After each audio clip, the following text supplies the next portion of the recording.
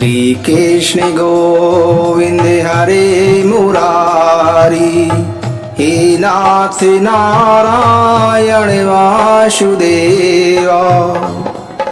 श्री कृष्ण गोविंद हरे मुरारी, हे नाथ नारायण वासुदेवा।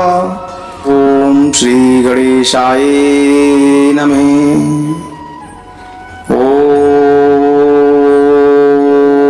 श्री सरस्वते नमः।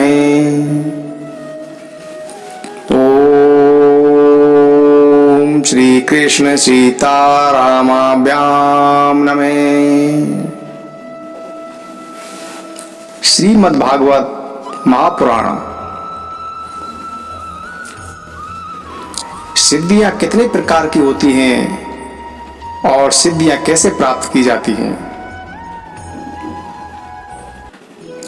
जब कोई साधक इंद्रिय, प्राण और मन को अपने वश में करके अपना चित्त भगवान में लगा देता है और भगवान की धारणा करने लगता है, तब उस साधक के सामने बहुत सी सिद्धियां उपस्थित हो जाती हैं। सिद्धियां 18 प्रकार की होती हैं।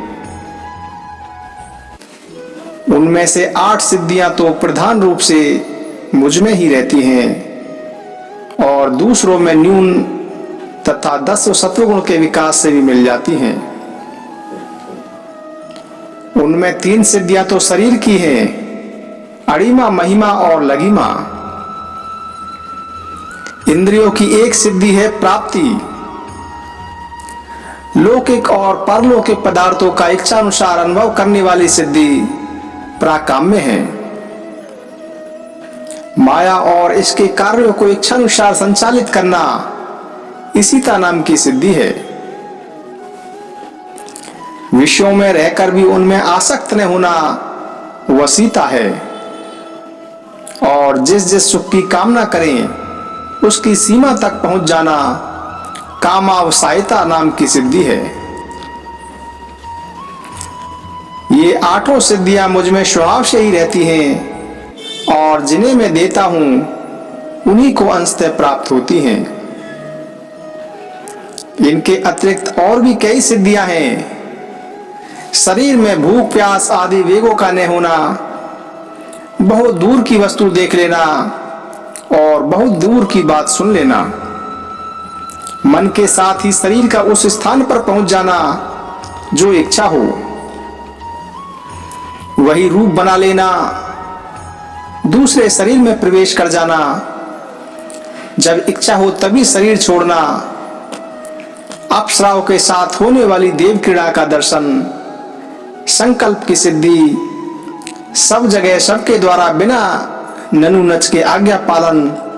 ये 10 सिद्धियां सत्वगुण के विशेष विकास से होती हैं। भूत भविष्य और वर्तमान की बात जान लेना, सर्दी गर्मी और मौसम का प्रभाव, सुख दुख राग द्वेष और द्वंद्वों के वश में न होना, दूसरे के मन की बात जान लेना, अग्नि सूर्य जल विष आदि की शक्ति को स्तंभित कर देना और किसी से भी पराजित न होना। ये 5 सिद्धियां भी योगियों को प्राप्त होती हैं। योग धारणा करने से जो सिद्धियां प्राप्त होती हैं उनका मैंने नाम निर्देश के साथ वर्णन कर दिया। अब किस धारणा से कौन सी सिद्धि कैसे प्राप्त होती है यह आपको बतलाता हूं। पंचभूतों की सूक्ष्मतम मात्राएं मेरा ही शरीर है। जो साधक केवल मेरे उसी शरीर की उपासना करता है और अपने मन को तदाकार बनाकर उसी में लगा देता है, अर्थात मेरे तन मात्रक शरीर के अतिरिक्त और किसी भी वस्तु का चिंतन नहीं करता, उसे अणिमा नाम की सिद्धि अर्थात पत्थर की चट्टान आदि में भी प्रवेश करने की शक्ति प्राप्त हो जाती है। महत्व के रूप में भी मैं प्रकाशित हो रहा हूं और उस रूप में समस्त व्यवहारिक ज्ञानों का केंद्र हूं। जो मेरे उस रूप में अपने मन को महत्वाकार करके तन्मय कर देता है, उसे महिमा नाम की सिद्धि प्राप्त हो जाती है। और इसी प्रकार आकाश आदि पंचभूतों में जो मेरे ही शरीर हैं, अलग अलग मन लगाने से उनकी महत्ता प्राप्त होती है, यह भी महिमा सिद्धि के अंतर्गत है। जो योगी वायु आदि 4 भूतों के परमाणुओं को मेरा ही रूप समझकर चित्त को तदाकार कर देता है, उसे लघिमा सिद्धि प्राप्त होती है। उसे परिणाम रूप काल के समान सूक्ष्म वस्तु बनने का सामर्थ्य प्राप्त हो जाता है। जो सात्विक अहंकार को मेरा स्वरूप समझकर मेरे उसी रूप में चित्त की धारणा करता है, वह समस्त इंद्रियों का अधिष्ठा हो जाता है। मेरा चिंतन करने वाला भक्त इस प्रकार प्राप्ति नाम की सिद्धि प्राप्त कर लेता है।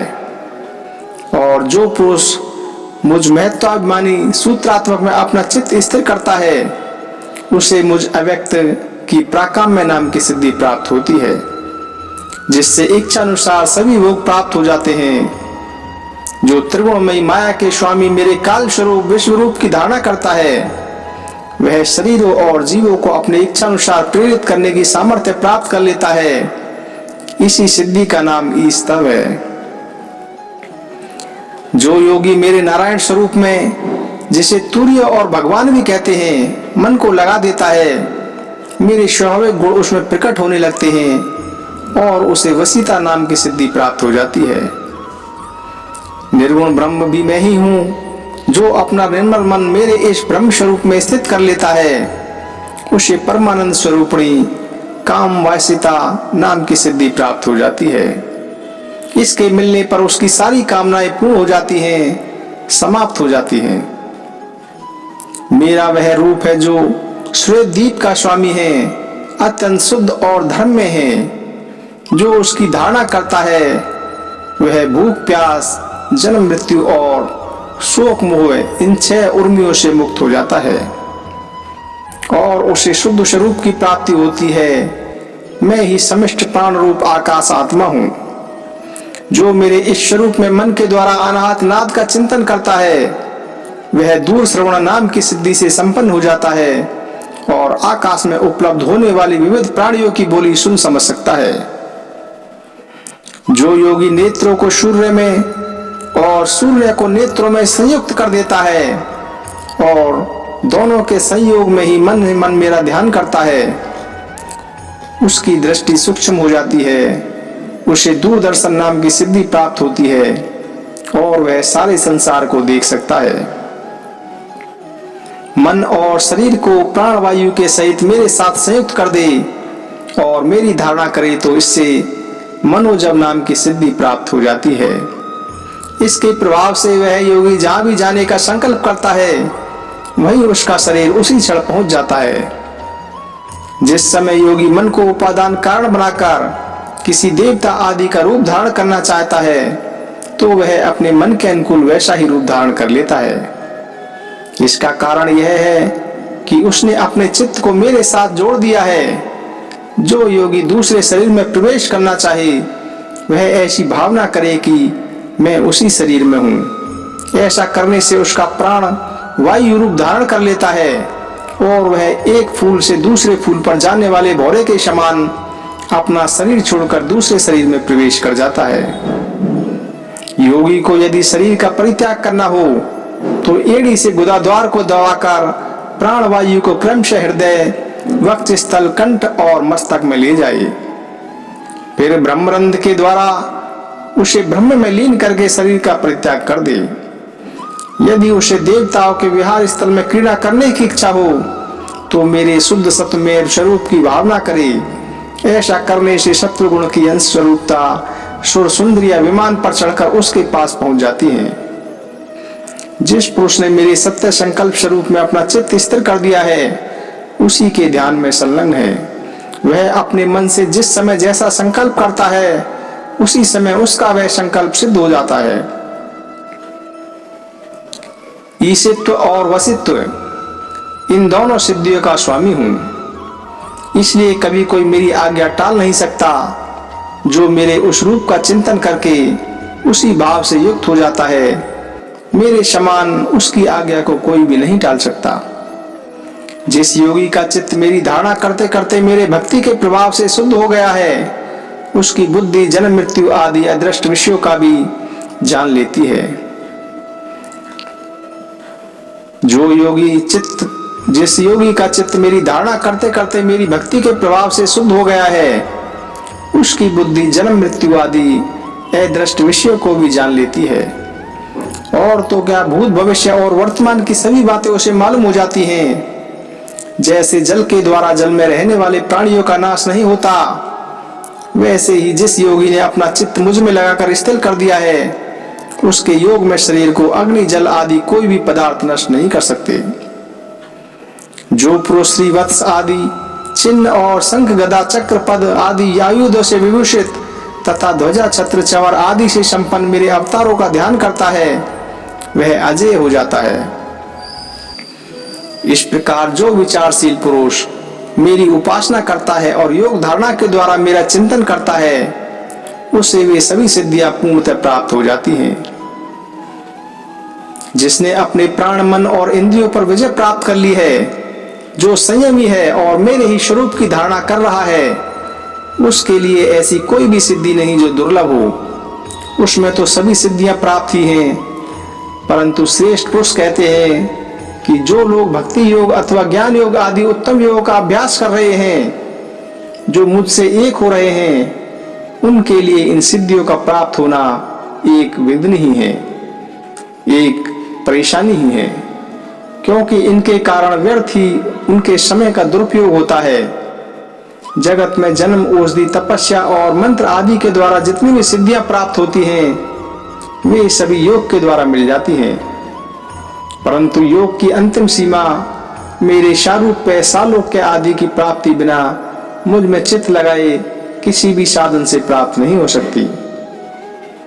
ब्रह्मवादियों ने बहुत से साधन बतलाए हैं, योग, सांख्य और धर्म आदि। उनका एवं समस्त सिद्धियों का एकमात्र मैं ही हेतु, स्वामी और प्रभु हूं। जैसे स्थूल पंचभूतों में बाहर भीतर सर्वत्र सूक्ष्म पंच महाभूत ही है, सूक्ष्म भूतों के अतिरिक्त स्थूल भूतों की कोई सत्ता ही नहीं है, वैसे ही मैं समस्त प्राणियों के भीतर दृष्टा रूप से और बाहर दृश्य रूप से स्थित हूं। मुझ में बाहर भीतर का भेद भी नहीं है, क्योंकि मैं निरावरण एक अद्वितीय आत्मा हूं। मन से सोची और वाणी से कही हुई कोई भी वस्तु परमार्थ वास्तविक नहीं होती। मन से जो भी सोचा जाता है और वाणी से जो भी हम कहते हैं, वह कुछ भी वास्तविक नहीं है, वह सिर्फ एक कल्पना मात्र है। भगवान कहते हैं, इसीलिए तुम वाणी को स्वच्छंद भाषण से रोको, अपनी वाणी पर संयम रखो और मन के संकल्प विकल्प बंद कर दो। मन से संसारिक विषयों का सोचना, सांसारिक भोगों के विषय में सोचना, यह सब धीरे धीरे बंद करो। इसके लिए प्राणों को वश में करो और इंद्रियों का दमन करो, और सात्विक बुद्धि के द्वारा प्रपंचों से विमुख होकर अपनी बुद्धि को शांत करो। फिर तुम्हें संसार के जन्म मृत्यु रूप बीहड़ मार्ग में भटकना नहीं पड़ेगा। जो साधक बुद्धि के द्वारा वाणी और मन को पूर्णतः वश में नहीं कर लेता, उसके लिए व्रत, तप, दान उसी प्रकार क्षीण हो जाते हैं जैसे कच्चे घड़े में भरा हुआ पानी। इसलिए मेरे प्रेमी भक्त को चाहिए कि मेरे परायण होकर भक्ति युक्त बुद्धि से वाणी, मन और प्राणों का संयम करे। ऐसा कर लेने पर फिर उसे कुछ करना शेष नहीं रह जाता, वह कृतकृत्य हो जाता है। जय श्री कृष्ण, जय श्री कृष्ण।